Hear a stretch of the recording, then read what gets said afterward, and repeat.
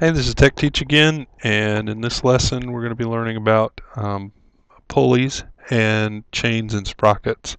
So this is our final lesson in gears, and we're going to see the similarities between pulleys and gears and sprockets. We said that pulleys are it's kind of like having gears, but they're not touching each other, so you can have a distance between two devices that are turning and just have a band around them, and it'll cause both to turn accordingly using the same formulas that we used for gear ratios.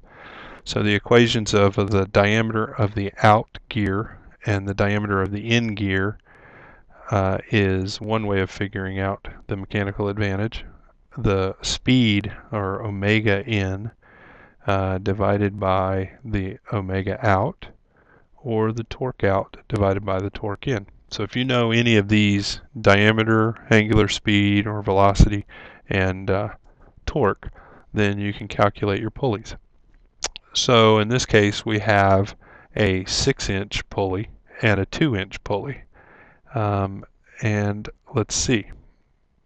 In this case our 2-inch pulley is driving the show. So this one's turning and in a clockwise motion, and it's turning with 30 RPMs of speed. It's 2-inch diameter, and it has 18 1/3 foot-pounds of force going on it. This one is a 6-inch diameter, so 6 divided by 2 is 3. Over here we have 30 RPMs divided by 10 RPMs. See, the bigger one's only turning 10 times and the smaller one's turning 30 times, so that's 3. And then your torque is measured in foot-pounds, so we have 55 foot-pounds divided by, this one has 18 1/3 foot-pounds, and I'm sure that's going to calculate out to be 3 as well. So this is how you calculate pulleys. And if you look at this next one, we have the same scenario with chains and sprockets like you'd have on your bicycle. Number of teeth you can figure out, because now we're back to a gear mechanism, where sprockets are kind of like gears, but they're not diametrically opposed. They don't fit together when you put two sprockets together, but they do fit diametrically into the chain, and the chain is the band that goes around.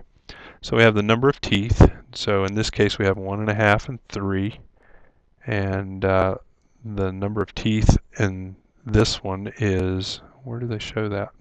I don't see it here, but they've calculated 22 and 11. So 22 would be your out, and that would be blue, and 11 would be on your red. And then you could have the diameter would be 3 inches on this one and 1.5 on that one, 3 over 1.5. And then your speed would be 90 over 45.